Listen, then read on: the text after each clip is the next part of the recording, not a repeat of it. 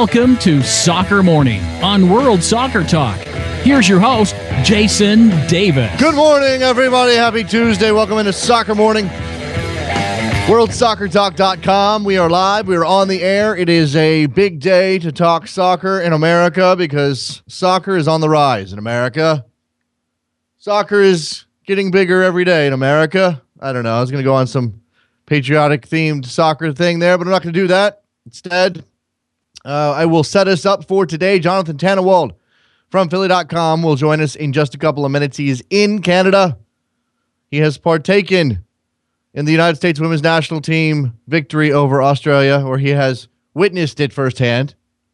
He will give us his insights into that victory, the tournament overall so far. There's been some fantastic soccer. There's been some brilliant individual performances. Yesterday was fantastic. You had Sweden and Nigeria playing to a 3-3 draw in Group D. And then the United States and Australia going at it. The Aussies were very good for a half of football, a half of soccer up there in Winnipeg.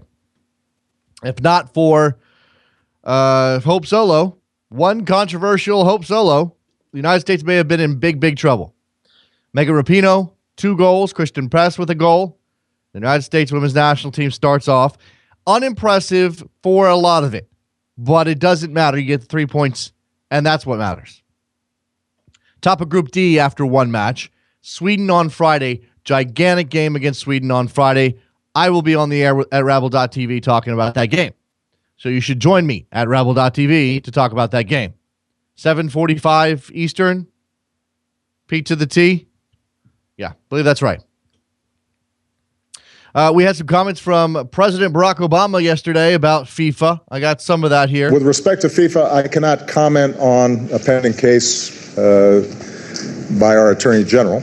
I will say that in conversations I've had here in Europe, people think it is very important for FIFA to be able to operate with integrity and transparency and accountability. And so as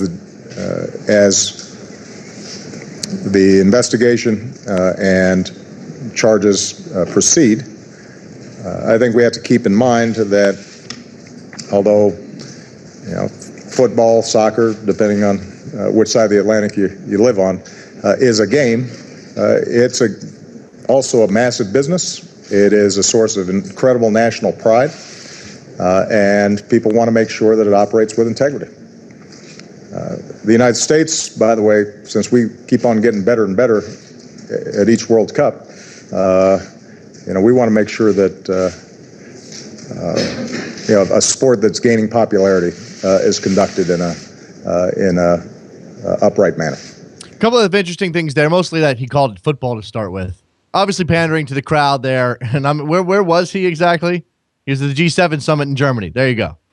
I've seen some pictures of him discussing things with Angela Merkel. So I'm sure that's all about the soccer and the corruption at FIFA and trying to fix that issue and the Justice Department's role and all of it. Probably not, but some of it might be. He called it football. He said football or soccer. And look, as he said, he can't really comment on the investigation specifically, but it's interesting that he's having discussions with people at G7 over FIFA and their malfeasance and trying to clean that up. The latest in that area, by the way, the latest detail in FIFA Apocalypse is that Jack Warner is being investigated for diverting Haitian earthquake aid funds to his own personal use in the amount of $750,000. If you needed any other evidence that Jack Warner is a piece of dung, there you go. Not only did he steal repeatedly from the world's game and benefit personally from directing soccer in an area, in a part of the world that needed as much help as it could get to improve the level of the game there, he diverted funds that were donated by FIFA and the South Korean Football Association into his own pocket that were meant to go to the Haitian people after that earthquake, that devastating earthquake that crippled a nation that people of the Caribbean who Jack Warner should have some sense of brotherhood with. He directed those funds into his own pocket. So I hope the man goes down. I hope he's put in jail for, let's say, the rest of his life, because he doesn't have that much longer. Let's be honest about that.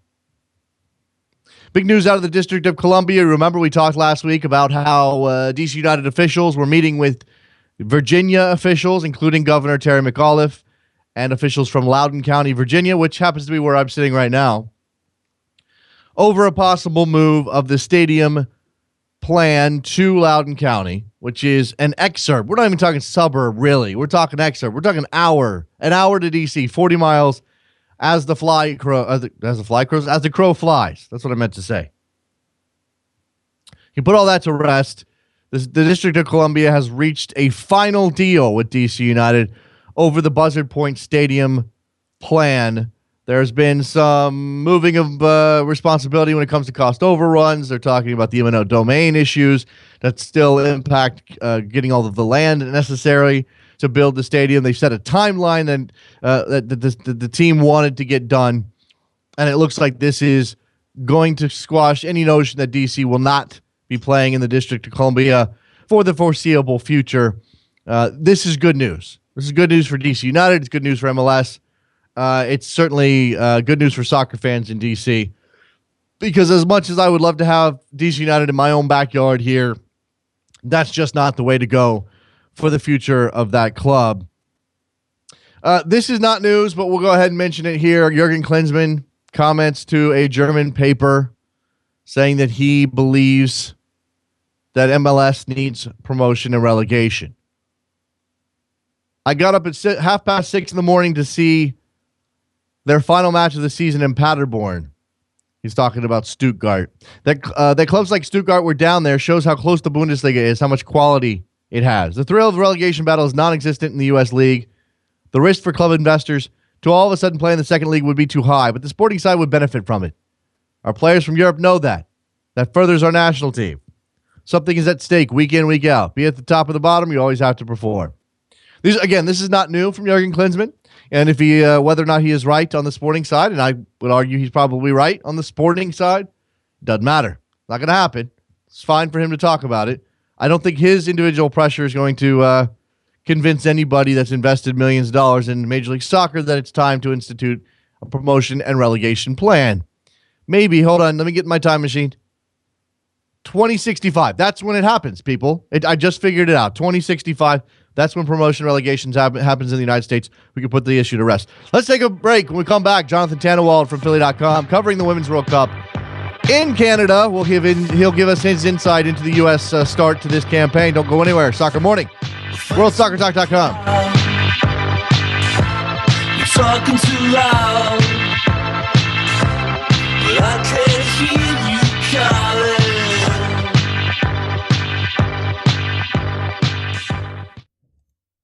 This Friday, the U.S. women's team plays Sweden in a game that'll be televised live on free-to-air U.S. television in prime time.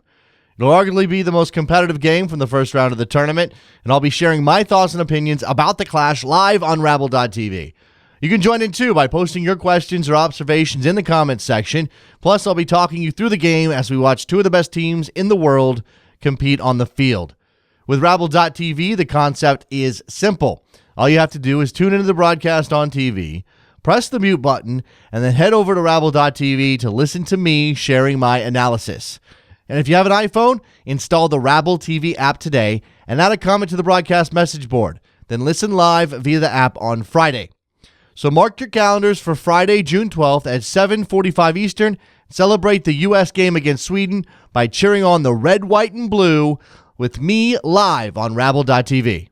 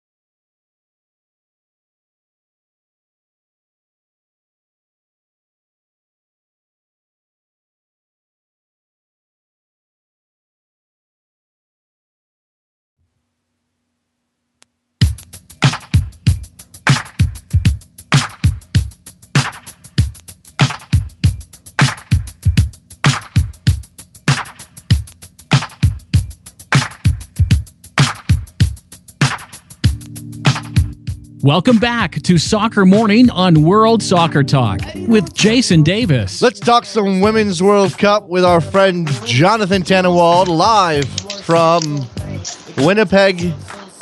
Where is Winnipeg? What? I get my provinces messed up, Jonathan. Where is it? That would be Manitoba. Manitoba. My instinct said Manitoba, and I was going to say Manitoba, but I didn't want to offend anyone in Canada with my poor geography. 7 hours north of Minneapolis by car. Okay, in the Great Plains of Canada, Winnipeg, Manitoba, Canada. Jonathan Tannenwald, Women's World Cup underway this weekend. Let's start with the United States, who opened up their campaign yesterday against Australia. Jonathan, it was not the most impressive performance, and yet when you get done and the whistle blows and the scoreline says 3-1 to the U.S., I'm not sure how you really get too upset about that. Oh, I could get upset about it if you really wanted me to. Hey, you know, that's your job. First of all, thank you for not asking me about Jurgen Klinsmann and promotion relegation. Jonathan, I just went in my time machine. It's 2065. I've already settled the issue. We can move along. So, here's the thing about last night. Megan Rapinoe's really good. Let's start with that. The rest of the team, not so much. Well, Hope Solo's really good too, Jonathan. Yes, right, exactly. Hope Solo was really good. Everybody else struggled. Ali Krieger had a nightmare of a game against Samantha Kerr. Just got burned down that side 4 or 5 times. And there was, look, I'm no tactical cognoscenti type, the way that the Will Parchmans of the world are. But even I could see that there was an enormous gap in the center and midfield that Australia was exploiting repeatedly. I think everybody saw that, Jonathan. Whether you're a tactics snob or not, you could draw a big circle and make a smiley face. It took up half your television. Right. That's a problem. And I'm going to say this, and it might not be polite. That problem is caused in part by Abby Wambach. Uh-huh. Because when she's on the field for 90 minutes, if you're going to play Sydney Leroux next to her, which in a lot of ways makes sense, it shoves Kristen Press back into the midfield. That knocks Morgan Bryan off the park. And it makes it more difficult for them to control possession, to control the ball, in that part of the field. And, Press, is not somebody who's supposed to be out there for her defensive skills. So you got Krieger pretty much all alone on that right side. No wonder she was getting burnt. She didn't have much help. The tactics are certainly a talking point today, Jonathan. The United States ultimately won on individual brilliance with Megan Rapinoe and Hope Solo, certainly, and through their superior preparation and fitness. Clearly, the Aussies really ran themselves out of that game. And then this brings us to the larger question of whether or not this team can get it together and can play better soccer in time to go and try to win a World Cup, because the consensus seems to be if they play like this, they're going to get knocked out by the first top 4 team that they face, and we know they're lined up to face one of those teams pretty soon after the group stage ends. Or they're lined up to face one of those teams in the group stage itself. Well, sure, but they can still get out of the group and go into the knockout rounds even if they lose to Sweden. Oh, sure. But and look, the way Sweden played last night, who knows what's going to happen in that game? Sweden did not play well at all, which was very surprising. They got run over by Nigeria, which played one of the most free-spirited and enjoyable games of soccer I have seen out of any World Cup team, men's or women's, in quite some time. That was a lot of fun to watch. And a big benefit to the U.S. Oh, absolutely. Because now the U.S. is alone in first place. If they beat Sweden, which all of a sudden looks pretty beatable, they've, I would think, almost certainly got the group in the bag. Mm-hmm. which will be a real privilege and hopefully take some of the pressure off them going into Vancouver, which is going to have, 50,000 some odd fans, almost probably a sellout at BC Place, and all for the U.S. Mm-hmm. And I don't know how Nigeria is going to be able to handle that kind of spotlight if they only need, a point, for example, to make it into the knockout rounds. Jonathan, let's talk about the makeup of this team as they get ready to face Sweden on Friday after that win and what that illustrated to everyone watching. That's concerned with more than just the 3 points.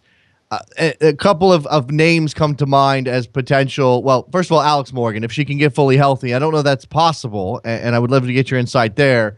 And then the Abby Wambach factor. We know that this is a team that, things are not always as simple as they seem. You imagine, okay, they're not as effective with Wambach on the field for 90 minutes. Ellis should just, sit her down, use her as a substitute. She's 33 years old. She can play a role in this team, but maybe she doesn't start. And yet there's politics here. But maybe she doesn't start, you say. Right. Was anybody out there, and I'll ask the listeners to chime in on this too on Twitter if they're so inclined. Was anybody out there surprised that Wambach started? I don't think they would be, no.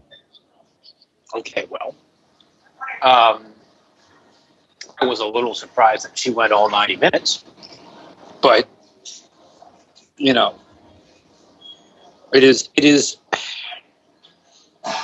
it's frustrating. I don't know, I'll say it. It's frustrating. And it's nothing against Wambach per se. It's probably more on Ellis. Oh, I don't know about that. I mean, I think that if this and let's not be super negative here. They have 3 points. They're set up very nicely in the group. That's right. Everything looks okay right now. We are just being picky because we see more potential than is being utilized in this team. But if they fail in this tournament, they come up short of their goal, which is to win. But even if they come short of, say, short of the final or short of a semi, then I absolutely think some of the criticism should be levied at Abby Wambach, who has shown a propensity, and you know this better than I do, and certainly from the people you talk to more regularly than I do, you know that she holds an undue influence over this team that could be the thing that derails them. I think that's absolutely true. But, I mean, look, it comes back on a lot of people if either Ellis believes that she's best served with Wambach playing 90 minutes, or Ellis somehow does not have the ability to get through to Wambach and say, no, you're not starting, you're not playing. Because I think the indication of what this team can really do in this World Cup and how this team can win the whole thing was that the one shot that Kristen Press had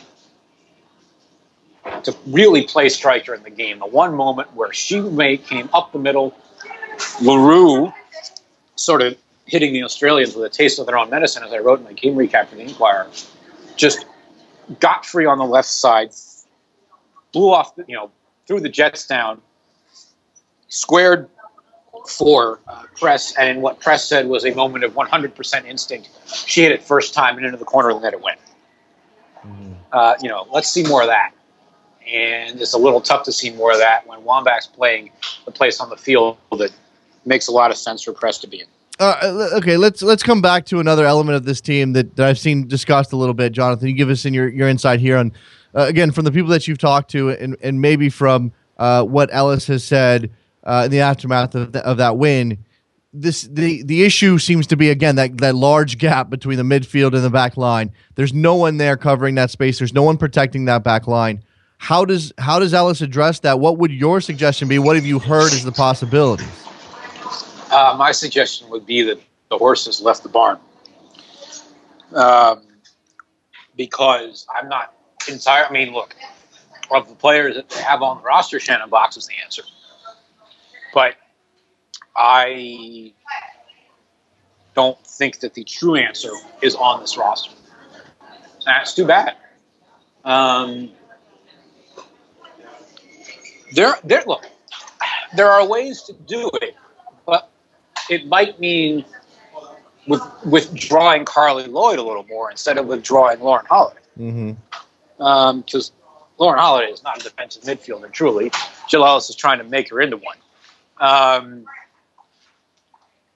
And I don't know, if you want to be really completely gender neutral, isn't there a little bit of a track record now with American coaches trying to refashion midfielders in the wrong positions? Yeah, there is. And in addition to just their basic tactical issues, there is also the argument that the United States, and this may not even be Jill Ellis's fault entirely, is regressive and has not yet taken a step forward with the rest of the women's game, still playing a very direct physical style that everybody else is sort of saying that that was fine for the first 20 years of this thing. Let's move on. Is there any sense that let's forget whether or not Shannon Box should be playing, or if there isn't a defensive midfield option in this team? Can you reform this team in a way that allows for better possession, ball movement, more intricate passing, less direct play, or is that just what you have to do with Wambach and LaRue and even Morgan on the roster? Oh, I think absolutely. Sure. But again, the reason why so much of that comes back to Wambach is not simply, the sort of tactical stuff that sometimes is over my head, but from a simpler perspective. Her being on the field either pushes Kristen Press back to midfield and takes Morgan Bryan out, or takes Kristen Press off the field and knocks Morgan Bryan out. Or sorry, anyway, you guys get the idea. You get the idea. You can only play one of Kristen Press and Morgan Bryan. Right, exactly. You've got Abby Wambach up there with Sydney LaRue. Now, if Alex Morgan is healthy, if they were playing, say, Morgan and Press, or even Morgan and LaRue together, and you had Rapinoe,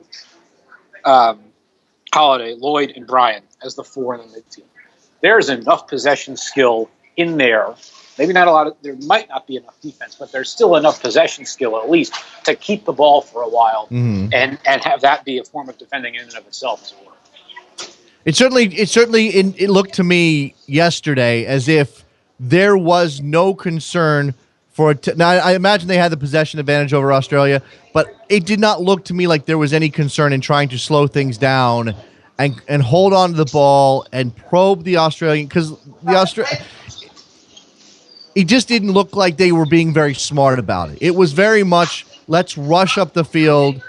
There were a lot of turnovers. I mean, as well as Rapinoe played and as much praise as she gets for the 2 goals, Jonathan, she wasted plenty of chances to cross the ball into the box. She gave the ball away numerous times. This was something that affected everybody, and I don't understand how this team, with a skill level that is at least above the the Australias of the world, even if it's behind Japan and Germany and perhaps France, why they can't decide let's possess the ball, let's look for some combinations here rather than let's hoof the ball up to Wambach, try to get a ball knocked down and get those second balls.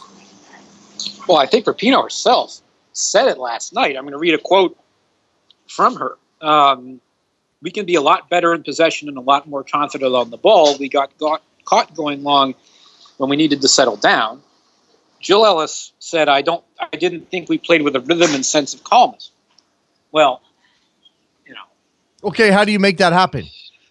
That's my question. The answer already. Especially against Sweden now, because you're going to be going you're going up against an opponent who is not going to cede the ball to you this time. And it's going to be pretty angry.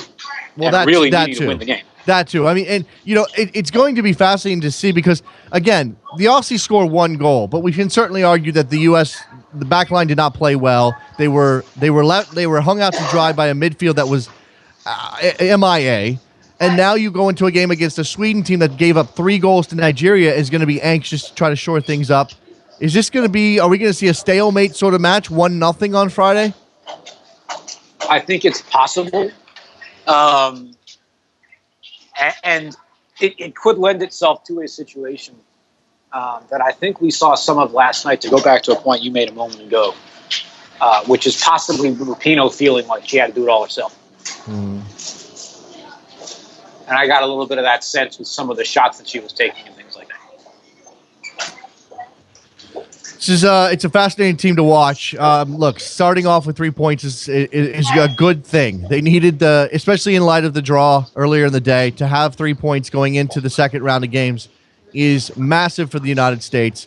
If they can win this group, that sets them up much better in the knockout rounds than if they finish second, or even, God forbid, they finish third somehow. I think that's probably impossible at this point, but we'll see. Jonathan, let's take a quick tour around the rest of the tournament so far, because I know you're there in Winnipeg with the United States, but we've already seen some pretty interesting things happen in this tournament. Some names step up. You mentioned Nigeria. Let's just give some love where it's due at this point. Oh, what a game that was! One of the best, certainly women's World Cup games that I have seen, and one of the best just soccer games straight up I have seen in a while. And give, by the way, Jason, you've been in the Washington area long enough to perhaps have heard the name Rex Barney, the former public address announcer at Camden Yards in Baltimore, to quote his old saying, in honor of the Nigerian trumpeter who did not stop playing all day yesterday. Give that fan a contract. There you go. They really had a lot of fun yesterday. Their players, their fans, it was great to see. And everybody really enjoyed it. And to me, yes, Germany scored a lot of goals. Yes, Norway scored a lot of goals. Yes, those, Ivory Coast and Thailand were overmatched, of course. But just to see the free spiritedness that Nigeria played with was such a treat. It really was. And there's been, obviously Nigeria's got some talent. They went toe-to-toe with a very strong team in Sweden. But there's been some discussion, Jonathan, about about growing this tournament to 24 teams. And as you mentioned, the Ivory Coast gets blitzed by Germany. Sorry, that was the wrong choice of words. And Thailand, obviously. Blown out. Yeah. Or beaten by a wide margin. There you go. Is there a sense there when you're talking to other journalists, when you're taking the temperature of the fans and everything, is there a sense that they've overreached to 24 teams and it would be better if it was 16? I think that I and the people who are here in Winnipeg are probably the wrong people to ask that question to, because so many of us watch the women's game so much and want to see these nations get these opportunities, and are of the view that is more inclined towards accepting the blowouts if it brings exposure and brings some chance. Yeah. The analogy obviously is the 15 or the 16 seed in an NCAA basketball tournament that has no shot of beating Kentucky or teams like that, but gets its moment in the spotlight before losing by 40 points. Mm. And that's, the fun of the game is the chance that something might happen. Yeah. Even if Ivory Coast had scored one goal against Germany, they would have gotten a standing ovation. Yes, right. And they nearly did. I'm inclined to that argument as well. I think you give these teams the opportunity, you give them the experience, you put them on that stage, and you give them a taste of what is available to them, and then they go back home and they put their nose to the grindstone and they work to get better. I think that's better. I think that's a smarter way to do it than being exclusive and holding them to some imaginary standard. Well, we'll let you in when you get this much better. How does that's arbitrary. How do you even begin to decide how much better they have to be before you're letting them in the party? I don't think you can be arbitrary in the way. And I think the other thing that you get with these teams being in the tournament is that you hope that it gets some attention for women's soccer back in the countries in questions. Because look, the cultural norms, the views of gender, things like that, in some of these places still aren't where they are in the United States and Canada and Western Europe yet. So you hope that in places like Ivory Coast, it gets some attention, it gets some help, and maybe changes some views and maybe gets women's soccer more funding. I'll give you another example. Costa Rica is a big one. It sure would help CONCACAF if there was another consistently strong and well-supported women's soccer program in the Confederation. And you have to hope with the Costa Rican Federation, yes, they're a little bit busy right now, and Eduardo Lee in particular is a little bit busy right now. But you have to hope that this helps them.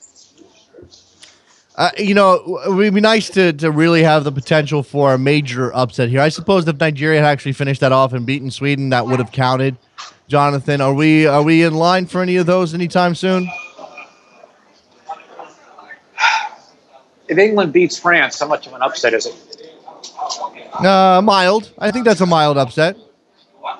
I think, and look, I think France will probably win that game. But I think that's a game that people will be looking toward to see whether there might be a little bit of somebody trying to knock the apple cart over. Here's another game worth watching, by the way. I'm pulling up the schedule on my phone real quick of the games today. Mm-hmm. France-England is at 1 o'clock. Mm-hmm. Eastern time. And then at 4 o'clock on Fox Sports 1, Spain-Costa Rica, which is a game worth watching for a couple of reasons. One, it's the World Cup debut for both countries, which is pretty neat.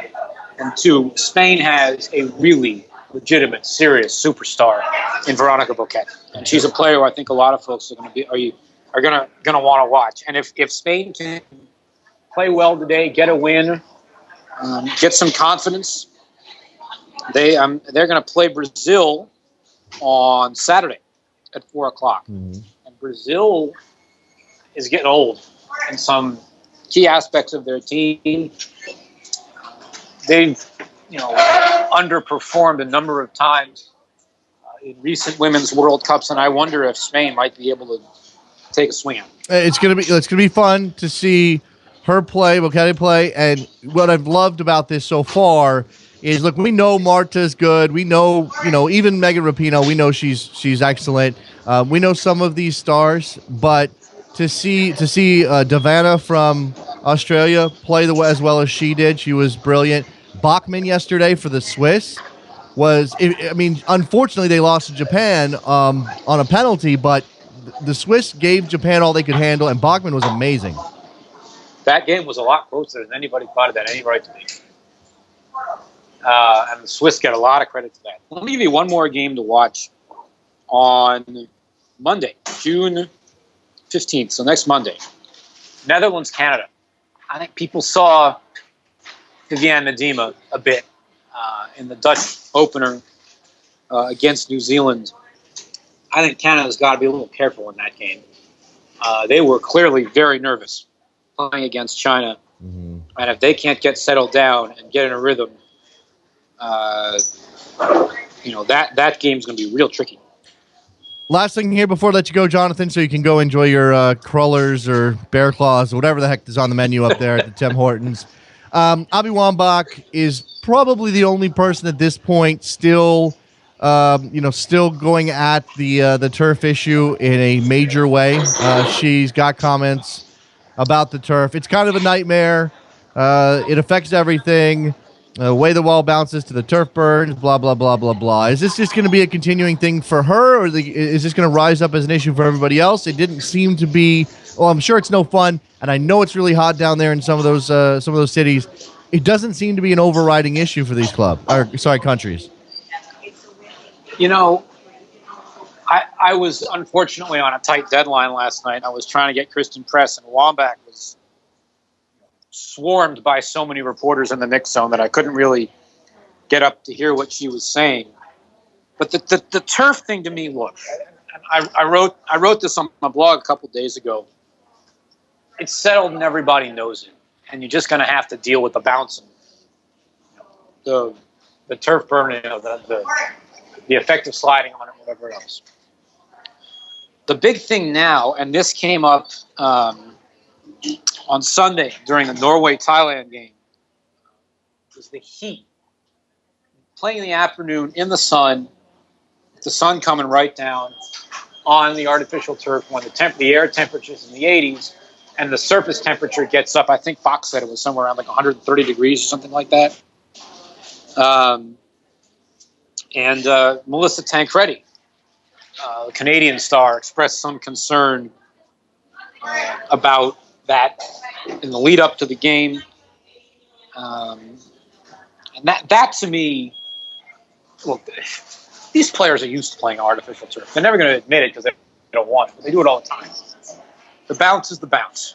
The sliding is the sliding. But the heat of the surface, Right. That's an issue. That, to me, is an issue that's not going away. And I think the U.S. actually got a little lucky last night because the kickoff was late enough in the day and it was overcast instead of being really sunny. Yeah. So that made it a little easier for me. Jonathan Tannenwald, Philly.com. He's in Canada covering the Women's World Cup and doing a fantastic job. If you haven't listened to the Women's World Cup special on backheel.com, you need to go check that out. It's obviously recorded prior to the events of the U.S., but certainly worth listening to. Jonathan talks to Jeff Kassouf, Kat Whitehill, and JP Delacamera, I believe, is the lineup there.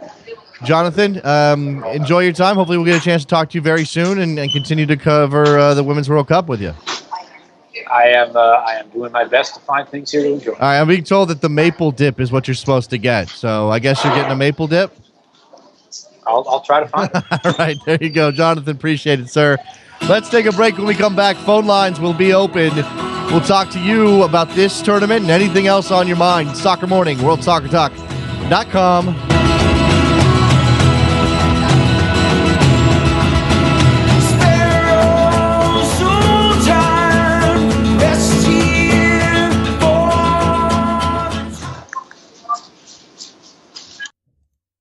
This Friday, the U.S. women's team plays Sweden in a game that'll be televised live on free-to-air U.S. television in prime time. It'll arguably be the most competitive game from the first round of the tournament, and I'll be sharing my thoughts and opinions about the clash live on Rabble.tv. You can join in, too, by posting your questions or observations in the comments section. Plus, I'll be talking you through the game as we watch two of the best teams in the world compete on the field. With Rabble.tv, the concept is simple. All you have to do is tune into the broadcast on TV, press the mute button, and then head over to Rabble.tv to listen to me sharing my analysis. And if you have an iPhone, install the Rabble TV app today and add a comment to the broadcast message board. Then listen live via the app on Friday. So mark your calendars for Friday, June 12th at 7:45 Eastern. Celebrate the U.S. game against Sweden by cheering on the red, white, and blue with me live on Rabble.tv.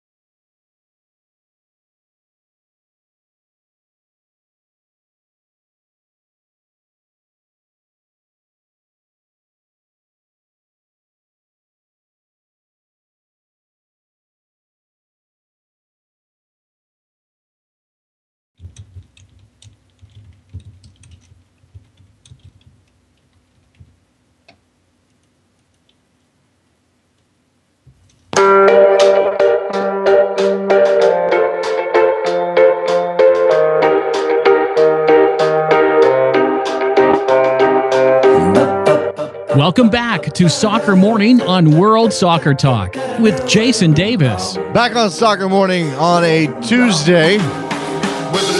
U.S. women 3 points in the column, the important column, the points column at the Women's World Cup in Canada as they get underway in Group D, the most difficult group in the tournament by a large stretch. Based on yesterday's developments with Sweden drawing with Nigeria 3-3, the United States struggling against Australia at least for a half. Clearly, that's the most difficult group.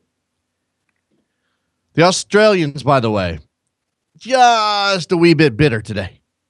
Just a wee bit bitter. Phone line 646-832-3909.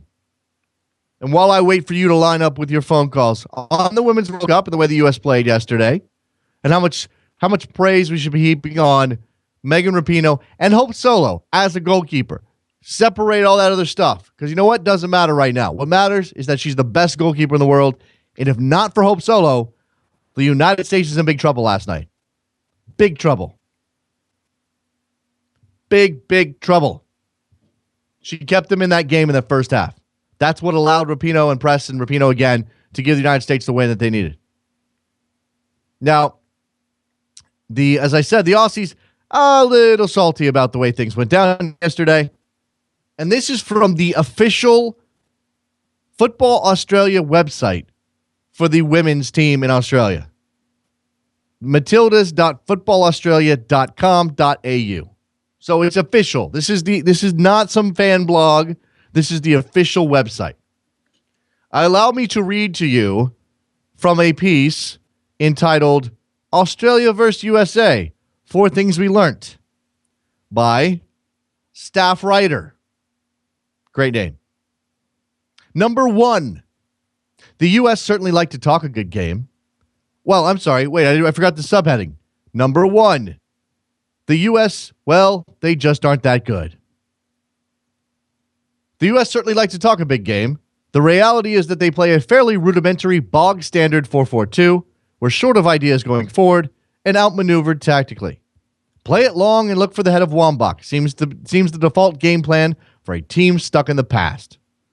World football has moved, in case Jill Ellis hasn't noticed.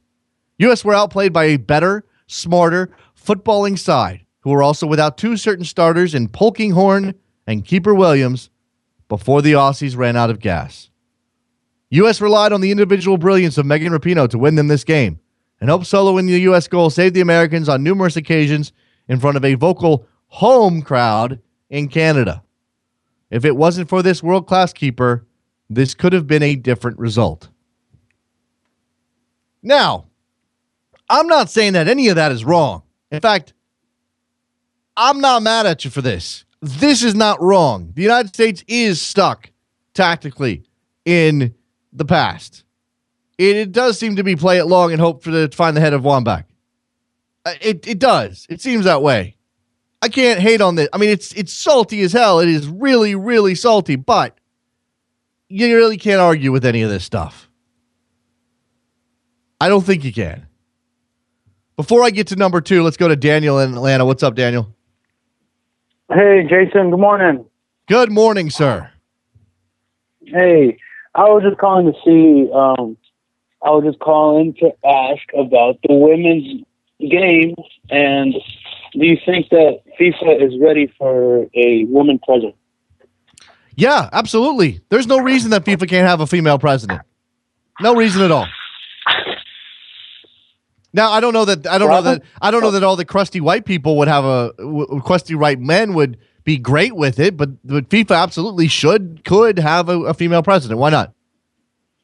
Yeah, why not? You know, why isn't the sky green? You know, why not? I don't even know what that means, man. What else you got? I don't know what it means either. I just wanted to talk a little bit about the U.S. men for tomorrow's match, and I know it's a meaningless friendly. But if they could get a draw or better, a win, what does it say about Klinsmann actually doing something better for. I'll feel better about the Gold Cup for sure. I'll feel better about the Gold Cup if they can win. And I'm going to, because it's my job and because I watch entirely too much soccer, Daniel, I will break it down. I will review it. I will look at the tactics. I will consider the performances. I will look at the way Klinsmann set them out and their attitude and all these things. And I will probably be critical in some areas because they're not a team that is always consistently good. But if they beat Germany after beating the Netherlands, coming back in that game, what am I going to say? Jurgen Klinsmann doesn't know what he's doing? No, I can't say that anymore. I can't say that. I have to agree that he's got them at least headed in some sort of positive direction that allows them to have the belief to beat two European giants in Europe. And going back to that Friday match, I don't know if it was me, but I didn't think that they seemed tired. Like, they didn't seem overly worked. Like good point. They usually would. You know, we have criticized Klinsmann in the past of overtraining, and that leads to that fatigue in the second half. And you're right. You know, some of that's the substitutions. Bringing in Jordan Morris and DeAndre Yedlin and Danny Williams gave you fresh legs. But the rest of the team, Michael Bradley was still running hard at the 91st minute. So, you know, clearly they weren't as gassed as they have been. Maybe that's the short time frame. I don't know. I mean, though it seems like the longer Klinsmann has with the team, the more likely he is to overtrain them. Yeah, as long as the U.S. doesn't concede a goal in the last 15, 20 minutes of the match, and if they're up, you know, it's fine by me, but I just don't want them to get overly worked out like they did during the World Cup or these past couple games where it just seemed very disappointing. Here's some interesting breaking news from Kyle McCarthy here on Twitter. Looks like Julian Green is not going to the Gold Cup. I'm a little surprised by that. I'm going to look at this story. Jurgen Klinsmann saying that Julian Green will not be in the Gold Cup. He needs a break. He needs a break now, Klinsmann said after a press conference in Cologne ahead of the match against Germany. We'll give him a break. He goes to Bayern Munich. Bayern will sort out where his next step will be. He keeps growing, so we'll leave him out of the Gold Cup and we'll give him a break. That's how we manage basically a lot of our players who are not there yet. We manage their time. We manage their next step. We see, okay, it's a good time to bring him in. Maybe next time it's better to leave him out. So there you go. A little surprised by that, but probably the right thing for Julian Green. Go ahead. Yeah, just real quick. He said Julian Green needs a break. What has he done at Hamburg? He hasn't done anything. No, this is another true. thing. This is true. Maybe it's a mental thing. I don't know. Maybe he's not performing. You know, Klinsmann does a decent job of sort of covering up some of the stuff that would be dirty laundry otherwise. He could come out and say, Julian Green is not playing well, is training poorly. He looks like nothing like the player we saw last year, and we're not going to bring him in. But instead, he says he needs a break, and he needs to look. He's a 20-year-old player. He does need to grow a little bit as a player and as a person. And with that open spot, how much do you put on Klinsmann that he'll call up maybe Jordan Morris? I'm not on that Jordan Morris hype train, but how much do you think that he'll actually call in him and? Since Julian is not coming, it's possible. I mean, based on how much he likes Jordan Morris, it's possible. I think that makes, you know, it's an interesting thing for Jordan Morris to just be a national team player and a college kid. But you know, Klinsmann's a weird guy. When coming back to Julian Green, I mean, it is important for Julian Green to figure out his next club situation. So at Bayern Munich, you know, if it didn't work at Hamburg, well, maybe Bayern Munich can find him a better spot in 2015-16. Exactly. Good luck to Julian Green and Morris and all the little kids that Jordan likes. All those little kids. Talk to you later. All right, bye. Thanks, Daniel in Atlanta. Let's go to number 2 on this list of 4 things we learned, according to the Aussies. Number 2, Australia has developed into a world-class team. Technically gifted, tactically aware, good pressers, attacking intent, young, fearless. This team is fabulous to watch and has developed to a point where they are clearly a better footballing nation than the United States. How many times did they play through their lines? Hold possession in dangerous areas. Play out from the back. Being able to do this for 90 minutes is the next level for them. They didn't do it for 90 minutes, and that's why they lost. But, hey, there you go. The other 2 points, more individual notes on some of the players. Probably not of interest to an American crowd who's moved on from Australia. But there you go. The Aussies just a wee bit bitter, declaring themselves a better footballing nation than the United States. Are we going to stand for that, people? Is that something we are going to abide by? Australia, a better footballing nation than the United States. I am incensed, if you can't tell from my voice. I love it, though. Oops, I just hit the wrong thing. Let's see if we can pull up Washington. My boy Washington up in NYC. What's up, Washington? Hey, what's up, Jason? How's it going? Listen, I just wanted to give a few counterpoints to that Australian news report you were just quoting just now.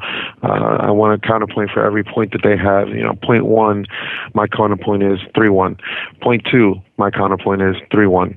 Point 3 and 4, my counterpoint is 3-1. My counterpoint, yeah, right. Let me say that. I'm going to say that slightly differently. Maybe my counterpoint is scoreboard. That's my counterpoint. And not for nothing, saying that Hope, if it wasn't for Hope Solo, I mean, I could all credit to Hope Solo. She played great. Okay, but saying if it wasn't for her, the game would be different is like the equivalent of saying if it wasn't for Rapinoe scoring twice, the game would have been different. I know, she did her job. She's part of the team. This is part of the thing that bothers me so much, Washington.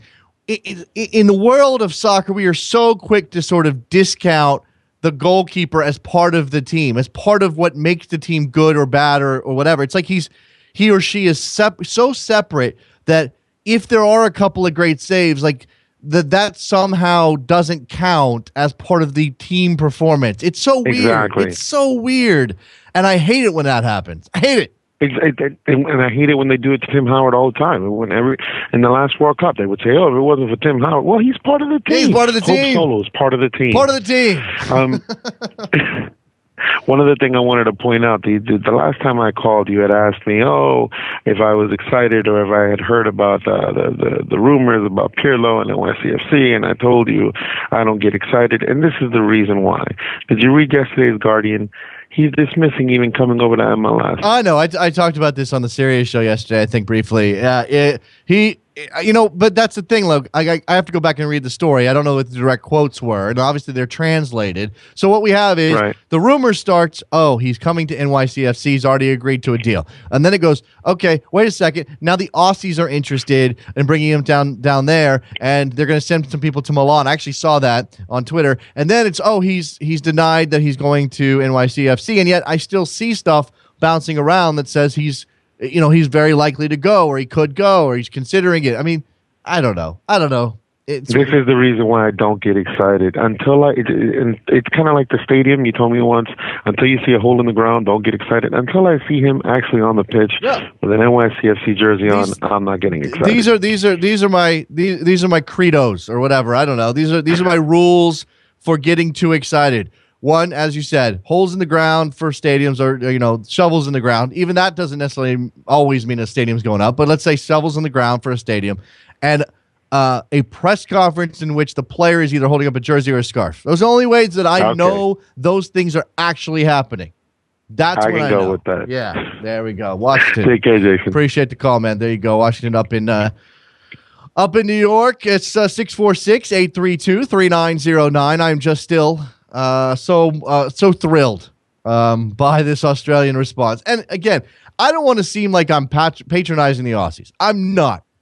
They played really, really well for long stretches in that game, and the United States did not.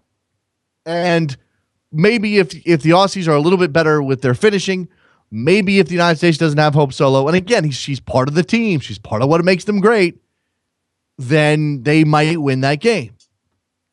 But that next step, and here, the point about if this team, if the Australians, how many times they play through the lines, hold possession in dangerous areas, play out from the back, being able to do this for 90 minutes is the next level for them. No, I don't think that's the next level. I think the next level is the extra gear. It's not just doing it for 90 minutes. It's being able to step it up and finish 3 of those chances. Get them around Solo.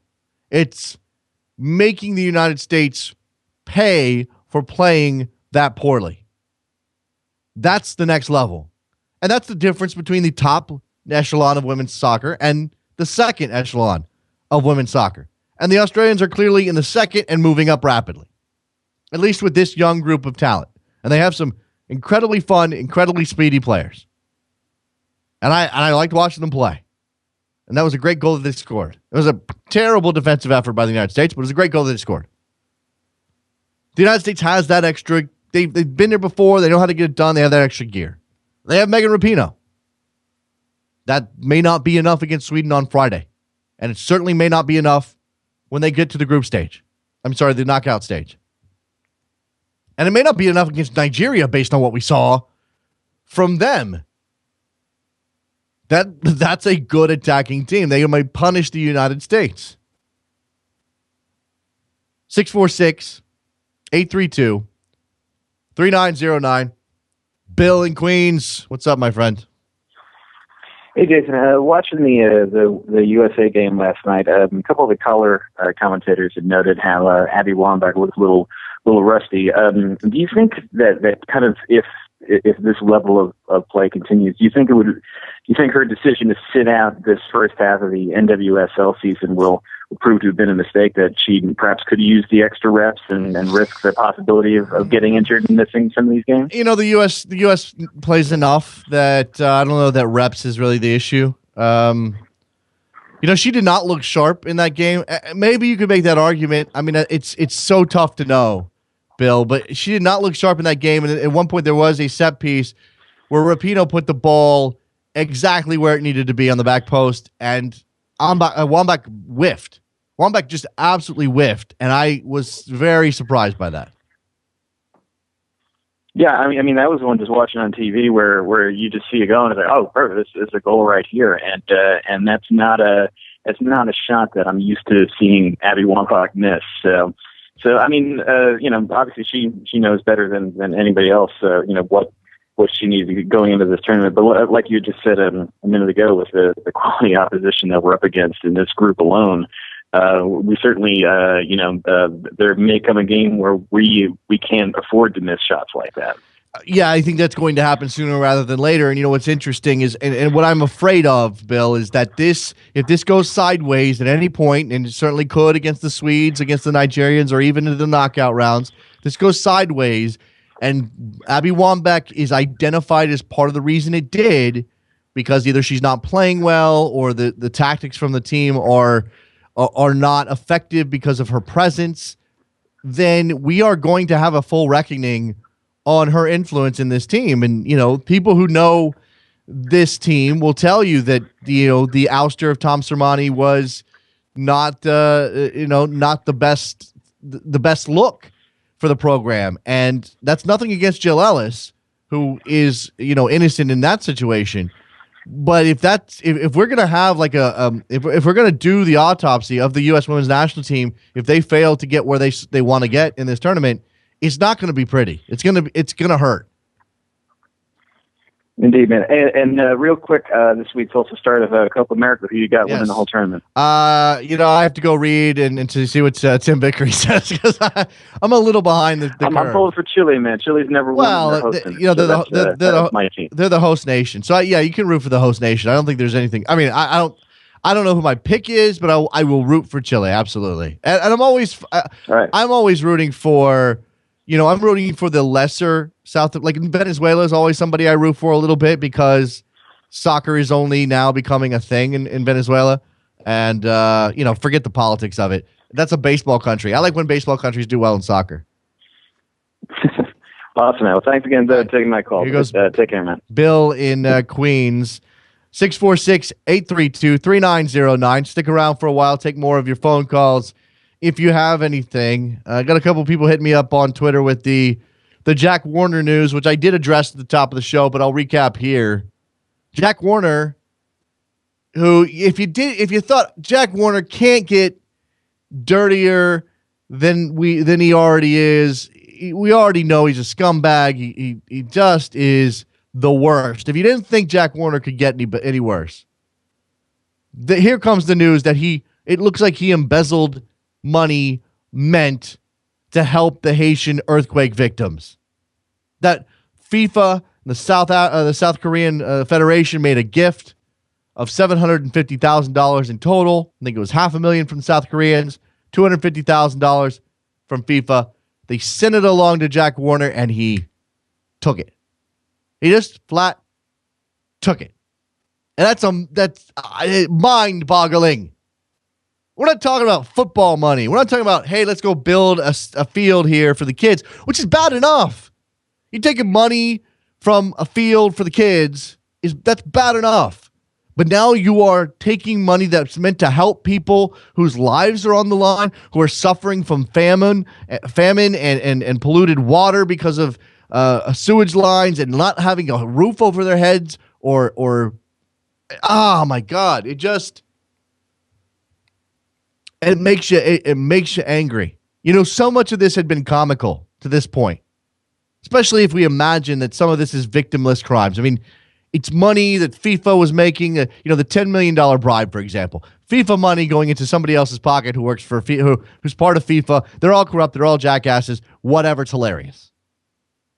This goes on. This goes well beyond that level by miles. Now you're talking about hurting a humanitarian effort, directly impacting a humanitarian. I mean, somebody go tell Josie Altidore about these allegations about Jack Warner. I'd love to get his comments. Josie busted his ass to raise money for Haiti. He's obviously Haitian by blood. And he busted his ass to raise money for Haiti after this earthquake. And to hear that somebody connected to the game that he plays and loves is stealing from the humanitarian effort. Wow. I suppose we shouldn't be surprised, and yet I am. I'm floored. 646-832-3909. Continue discussing the U.S. women's national team.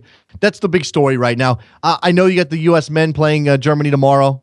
We'll certainly take more of a look at that game tomorrow and on Thursday in review. You got the Copa America getting underway, as Bill said. I'll watch it. I'm not up on who's, I know Neymar's got something about Neymar's pushing Brazil into a new era. Argentina and Messi, and the storyline there is Copa America is Messi's opportunity to, make his name for his country and take his place among the all-time greats. Because that's always the argument against Lionel Messi. He hasn't won anything with Argentina. He's not Maradona because he hasn't willed them to a championship, Copa America, World Cup, whatever. I think it's a ridiculous argument in terms of his all-time status because it's not just him. It does fall to his teammates as well. But that's the argument. So if we want to put that to rest, if you think that Lionel Messi is one of the best players of all time, or perhaps the best player of all time, in order for that argument to go away from the people who say, well, he hasn't done it with Argentina, then this is the Copa America for him to do it. At the height of his powers right now. And any more, like another cycle into the World Cup, 2018, okay. But another, Copa America, again, sort of whenever they want to throw one. Because there's one in 2017, right? It was supposed to be one next year here. We know that. Maybe not happening. But there definitely is one in 2017 already scheduled, correct? Or maybe they haven't put that together. Again, they seem to do it like willy-nilly. Like, hey, feeling like having a Copa this year? Okay.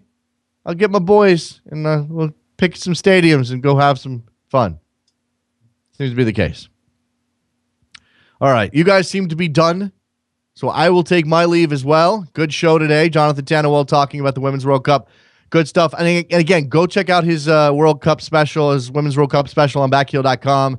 Make sure you're following him on Twitter at The Goalkeeper. He's doing excellent work up in Canada, whatever, and is worth a follow all tournament long. Go to backheel.com/store. Buy yourself a Soccer Morning mug. I got a t-shirt on from backheel.com/store. It's the baller shirt. That's my boy Chuck Blazer right there with CONCACAF on the knuckles. Yeah, repping CONCACAF. Go to 30fc.com to buy a t-shirt that says Soccer Morning on it. Those are cool as well. What am I missing? Anything? Rabble.tv on Friday. Soccermorning.net. That's it. I'm out.